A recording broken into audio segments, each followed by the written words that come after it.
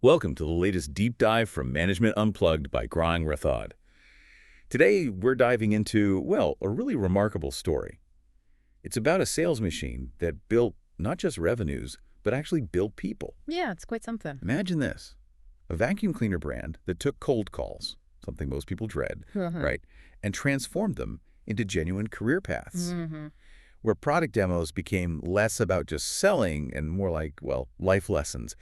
And at the absolute heart of this incredible operation, a 5,000-strong army, they were known simply as the EuroChamps. That name really stuck, didn't it? The EuroChamps. It really did. So our mission for this deep dive is to explore how Eureka Forbes, or EFL as we'll call them, created and scaled one of India's most unique direct selling models. It really was unique for its time and place. We're going to unpack why, in India specifically, selling a vacuum cleaner first meant selling the whole idea of hygiene, which is fascinating in itself. Absolutely. A conceptual sale before the product sale. And maybe the most interesting bit for me, how something as everyday as a street corner tea shop, a chai shop, became the daily war room for their entire sales force. That grassroots element is key. Exactly.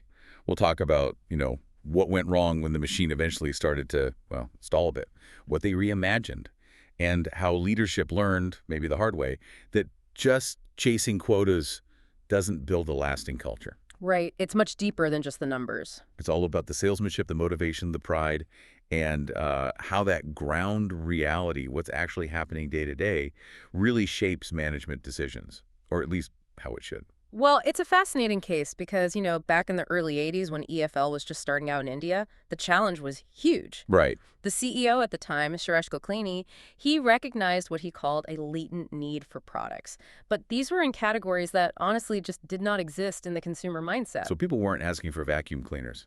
Not at all. Selling one meant you first had to convince people about modern hygiene concepts. You were selling an idea, a concept, before you could even get to the product itself. That's a massive hurdle for any sales team. A unique one, definitely. It shaped their whole approach. Which brings us back to that boots on the ground reality. Understanding that is so critical here, isn't it? Completely. When you picture this sales force, forget polished offices, for these EuroChamps, that buzzing street corner tea shop, that wasn't just for a quick chai break. No, that was Command Central. Is their daily meeting spot, their planning room, their war room, essentially. It sounds incredibly, well, grassroots. So, okay, let's unpack how this whole thing started. Eureka Forbes, EFL, it actually began back in 1982. It was a joint venture between the Forbes Indie Group and Electrolux of Sweden. That's right, two big names coming together. And they kicked off really small, just 20 sales representatives in Mumbai. Seems tiny now, looking back. A truly humble beginning for what it became.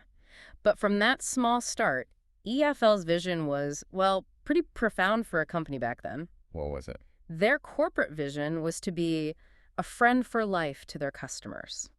A friend for life. That's quite a statement. It was more than just, marketing speak. It really seemed to influence their products, which focused heavily on health and safety. Like the vacuums, obviously. Exactly. The EuroClean vacuums, then the AquaGuard water purifiers, huge in India, and later they added air purifiers, even security products. They were building this whole ecosystem around home wellness. And it worked. By 2004, they were a powerhouse. Revenues of what, of 5 billion? Yep, around 5 billion rupees. Yep. Operating 116 sales offices, 92 cities, and boasting the largest field sales force in Asia. It was massive. But that Indian market context back in 2004 was so specific, wasn't it? That really shaped their strategy. Oh, absolutely critical. You had maybe 18 million urban households out of 200 million total homes that even fit their target demographic. Okay. But here's the real challenge. Vacuum cleaners just weren't a priority purchase. Not even close. Why not? Simple reason, really. Most households that could afford a vacuum cleaner also employed maids. And maids, traditionally, cleaned with brooms. That was the norm. Right. So the competition wasn't another vacuum cleaner brand. Exactly. It was the broom. And inertia. The challenge was, as they put it, shaking the prospect out of her inertia. How do you even do that? Through really powerful presentations and, crucially, engaging demonstrations right there in the home. Which leads us to why the direct selling model was so vital. Precisely. Trying to sell these EFL products in a regular store, They decided it was basically impossible. Impossible. Why? Because the product needed so much explanation, so much demonstration. The whole sale depended on, well, considerable human interaction, face-to-face, in the customer's own home. Okay, I see the advantage there. Huge advantage. Think about it. No distractions from other things in a shop. No competing models sitting right next to it. No crowds milling about. And importantly, plenty of time for the EuroChamp to really connect, educate, show the value. Make the case properly. Exactly. And this direct-to-home approach, it was incredibly effective. EFL ended up dominating the market. They held something like a 70% market share in vacuum cleaners. 70%? Wow. And here's the kicker. They had no real direct sales competition in that space. So they carved out their own niche completely. They really did. It's quite remarkable how they turned what looks like a market disadvantage, those existing cleaning habits, into their biggest strength. They understood you couldn't just sell the product off a shelf. You had to actively create the need first. So let's talk about these EuroChamps themselves. Yeah. Who were they, this 5,000-strong army? Well, typically they were young men, often in their early 20s. Okay. Mostly from lower middle class backgrounds, usually had at least a couple of years of university education. What were they like, personality-wise? The company looked for certain traits. A high drive to achieve, definitely. Good communication skills were important. Perseverance, because door knocking is tough. And frankly, a clear financial need was often part of the profile. Right. Motivated by necessity, too. Often, yes. And they became such a familiar sight, didn't they? Carrying their demo kits. Ah, yes, the man with the case. That became like an informal logo for the company, right? Exactly. You saw that case, you knew it was a EuroChamp. So how did EFL find and keep these thousands of young guys? Recruitment must have been a constant challenge. It was a big operation. They used all sorts of methods. Flyers, newspaper ads, the usual stuff, campus recruitment drives, career fairs. Standard practice. But they also had this internal thing, the friend get a friend scheme, where existing EuroChamps got incentives for bringing in buddies. Smart, leveraging the network. Very smart. But maybe the most powerful tool they had, the real game changer for retention, was something called the Own Your Own Bike Scheme, OYBS. Own your own bike. Tell me more. So EFL would actually finance motorbikes for confirmed recruits. The EuroChamp just needed to put down about 25% initially. They'd help them buy a motorbike. Yep. And this was huge, more than just practical transport for covering their sales territory, which was important. Right. Getting around. But in India, especially then, owning a motorbike was a massive status symbol, aspirations. Ah, I see. It wasn't just transport. It was upward mobility. Exactly. And the impact on keeping people, it radically cut attrition.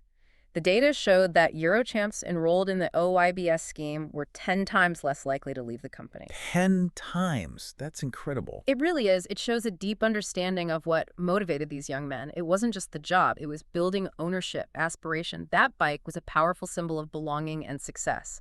It created real commitment. Wow. Okay, so let's picture that daily grind again. You mentioned the 7 a.m. chai shop meetings, 40 door knocks before noon. That sounds intense. It was incredibly intense. A typical EuroChamps day started super early, often at that local chai shop or just a street corner. Team leader running the meeting. Sometimes they'd even start or end with the EuroChamp anthem. An anthem, okay. Yeah, building that team spirit. Then it was straight into door knocking. The goal was something like 40, 50 doors by midday. Just to get appointments. Just to try and secure maybe 3 or 4 appointments for demos later that evening. It was a numbers game. Okay, then what? Midday, they'd head back to the local customer response center, the CRC, drop off reports, deposit any payments collected, get product updates, maybe grab a quick bite. Right, admin stuff. Then afternoons and evenings were prime time.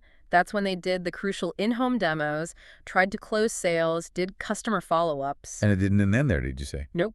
Often there were night field meetings too, planning for the next day, debriefing, and even recruiting friends into the business. They worked 6 days a week, flat out. How on earth did they sustain that level of intensity, day in, day out? It sounds exhausting. It was incredibly tough, no doubt about it. Physically demanding, psychologically draining.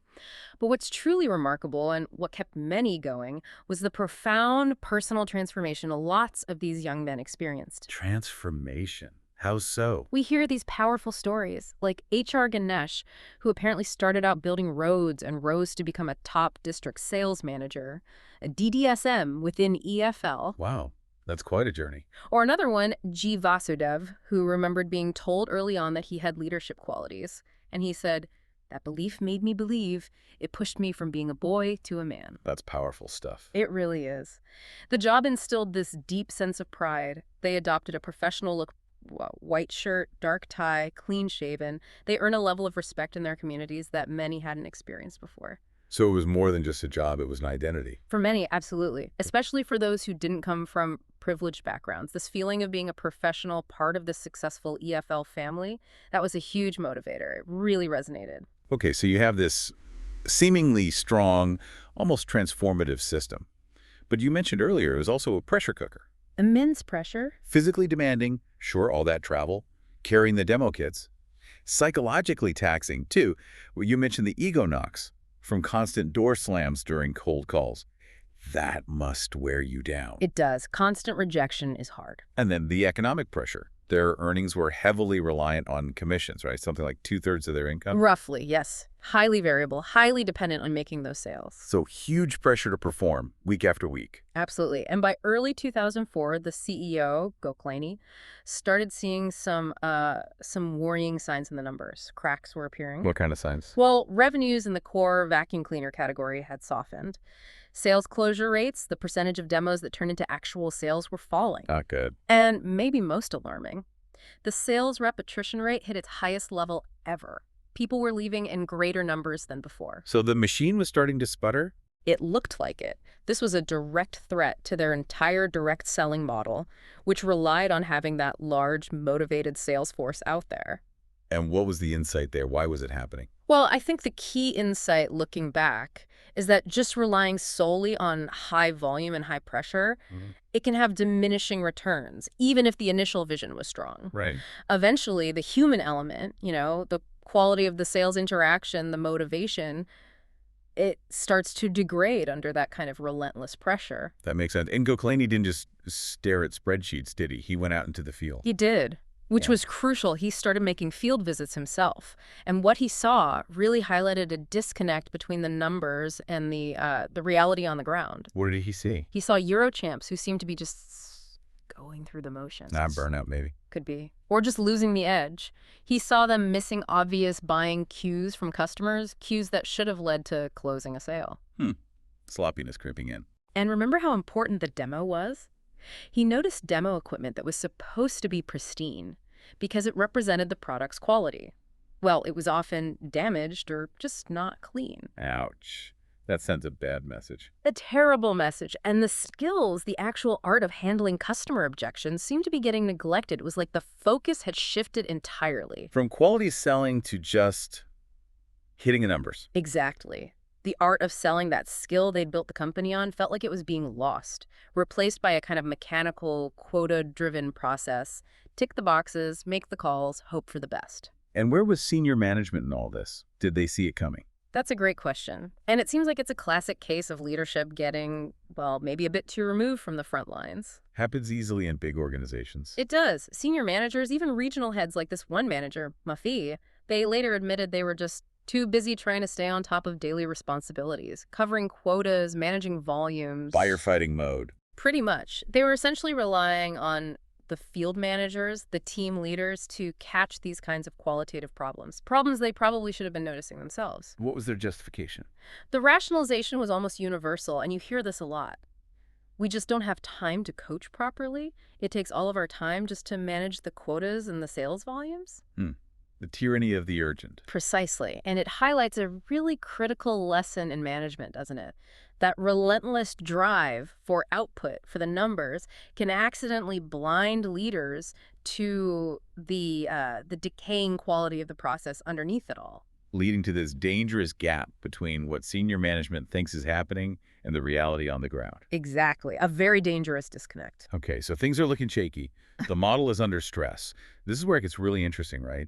Because faced with these growing cracks, Goklaney and Matthew didn't just try to push harder on the old system. No, they orchestrated quite a significant strategic shift, a real pivot. They decided to move away from rewarding EuroChamps only based on sales volumes. And start emphasizing the sales process itself, how the sale was made, not just whether it was made. And this led to a whole new evaluation and compensation system. What is it called? bettering the best. That's the one, bettering the best. And they decided to pilot it in Bangalore first to test it out. So how did they even start to redefine what success looked like for a EuroChamp if it wasn't just the final sale number? Well, a really crucial part of this whole shift was getting serious about formalizing the training, making it consistent. Fixing the skill degradation issue. Exactly. So in early 2004, EFL set up 8 dedicated centralized recruitment and training centers, CRTCs. Okay, proper training centers. Yeah, fully equipped training facilities. And they staffed them with specific talent development executives. These were usually successful field leaders, people who knew the job inside out. So experienced people doing the training. Right. And this wasn't optional. Gucklany mandated it. The goal was to create a formal, standardized, company-wide approach to training. To, as they put it, convert all these diverse individuals into a common entity in terms of skills and approach. A direct response to that inconsistent, maybe informal training that had crept in. Absolutely. They needed to rebuild that foundation of selling skills, that art of selling that seemed to be eroding. Okay, so better training. But what about the compensation? How did bettering the best actually work? How did it reward the process? The core idea was to award points for successfully completing different stages of the selling process, not just the final sale. Okay, like what kind of stages? Give me some examples. Sure. So just making a door knock might earn you, say, 5 points. Successfully conducting a full product demo, that was worth 100 points. Rewarding the effort even if it doesn't lead to an immediate sale. Precisely. Attending the morning and evening meetings consistently, maybe 200 points. And then, of course, making a standard sale was still rewarded, maybe 300 points. So sales still mattered, but wasn't the only thing that mattered. Exactly. And they even introduced daily activity targets, not just point targets, like aim to conduct X number of demos today. Right, driving the right behaviors. The goal was crystal clear. Reward the effort, reward the process, make sure every step along that sales journey was recognized and valued, not just the final signature on the dotted line. What were they hoping to achieve with this new system? What were the big objectives? Well, they were quite ambitious. On a practical level, they wanted to improve the productivity of the lower performing reps, give them ways to succeed and earn points even if they struggled with closing. Makes sense. Build confidence? Yep. They definitely wanted to increase the number of daily demos happening because demos were key to the whole model.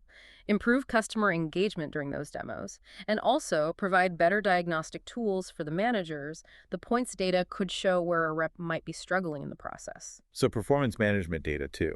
Right. But beyond those numbers, the overarching goals were actually, well, quite human. They wanted to make the EuroChamps feel good about themselves again. Interesting.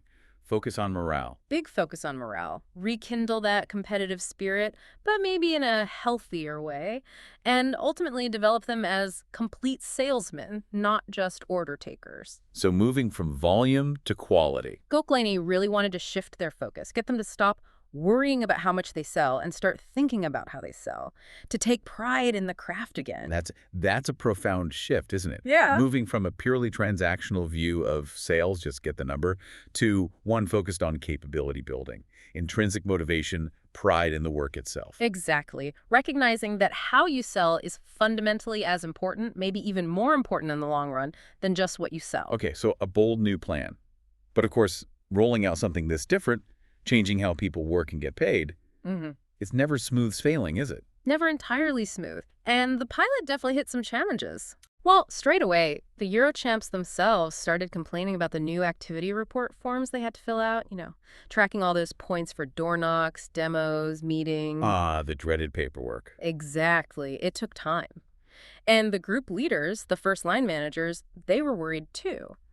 They figured monitoring all this, tallying the points for their teams, could add maybe 2 or 3 hours of paperwork to their already packed days. That's significant. It is, and many of them apparently even needed basic spreadsheet training just to handle the new reporting. So you see those immediate practical friction points whenever you introduce a big system change that affects daily routines. Yeah, the implementation details matter. But it wasn't just the frontline guys pushing back, was it? What about the veterans, the senior managers? Oh, there was plenty of skepticism higher up, too, especially from managers who had, built their entire careers under the old volume-first system. Understandable, perhaps. What were their main worries? Several things. Many worried that shifting the focus from actual sales to these process points would end up rewarding non-performers. Guys who racked up points for effort but didn't actually bring in revenue. The activity versus results argument. Exactly. And there was a big concern about what they called inflationary risk in self-reporting. Meaning? Meaning, how could they stop a lazy EuroChamp from just lying on their form and saying they made 50 door knocks when they only made 20? Trust was an issue. Right. How do you verify the effort? It's a challenge in field sales. In fact, one respected senior manager apparently called the whole new system all bark and no bite. Ouch. Why? He argued the actual financial rewards tied to the points were just too small to really motivate people or change behavior long term. He predicted the system would lose steam because the incentives weren't strong enough. So real pushback. Definitely. And it highlights that classic challenge. Cultural shifts are incredibly difficult when the very leaders who need to champion the change were successful, maybe even defined by the old way of doing things. Their own success validates the old system in their eyes. Precisely. It's hard to let go of what worked for you. But it wasn't all negative, was it? You mentioned some silver linings started to appear during the pilot. Yes, amidst all that resistance and skepticism, a stream of, good news, or at least positive anecdotes, did start to emerge. Like what? Well, Galklany was out on a field visit, and a newly confirmed EuroChamp came up to him and said he felt enormously benefited from the more explicit coaching on the process that the new system encouraged. Okay, so the coaching aspect was landing. Seemed like it. Another EuroChamp shared that because of the focus on stages, he felt he finally understood the real ingredients that went into making the sale. He saw the connections better. Learning the craft again. Exactly. And maybe most encouragingly, there was a report from one team saying their morale had genuinely improved. They felt a renewed desire to compete and win, partly because they felt better about themselves and their daily efforts, not just their final sales figures. So those smaller, maybe more intrinsic wins were starting to add up. Feeling good about the work itself. It seemed like those were starting to bubble up, yes. So where did that leave things? Well, as Galklany was waiting for the full formal report on the Bangalore pilot, he had this dawning realization. He fully understood that the ultimate success or failure of this whole bettering the best system wouldn't just depend on the system design itself. What would it depend on? It would heavily, heavily rely on the senior managers, the very people who had risen through the ranks under the old volume-focused system. Could they truly buy in, champion it, and coach their teams effectively in this new way? That really puts leadership to the test, doesn't it? Absolutely. And it raises a really important question for you, the listener, to think about. When you're trying to pivot a high-performance culture like this, how do you actually get that genuine buy-in from the top and, critically, the middle management? Especially if their own past success was built on the very system you're now trying to change. Exactly. It highlights that real cultural transformation often involves changing mindsets just as much, if not more, than changing systems. And that change often has to start, or at least be genuinely embraced at the leadership level. So if you're in sales, if you're in ops, or if you're involved in building any kind of performance-driven team, this deep dive, this story, it should really stay with you. Because it isn't just about Eureka Forbes and vacuum cleaners. It's really about the fundamental craft of managing human effort in any high-pressure, high-churn, boots-on-the-ground kind of business. Well said. It has broad applications. So maybe a final thought for you to consider as you reflect on this. How do you strike that balance? The balance between the easily measurable outcome, like sales volume, and those less tangible but absolutely critical elements of the process, things like motivation, pride, genuine customer connection. Right. How do you balance those in a way that truly builds a sustainable, healthy culture and not just, impressive short-term numbers that might burn people out? That's the million-dollar question, isn't it? Yeah. Something to definitely mull over. Okay, that's all the time we have for this deep dive. See you later. Bye-bye. Bye-bye.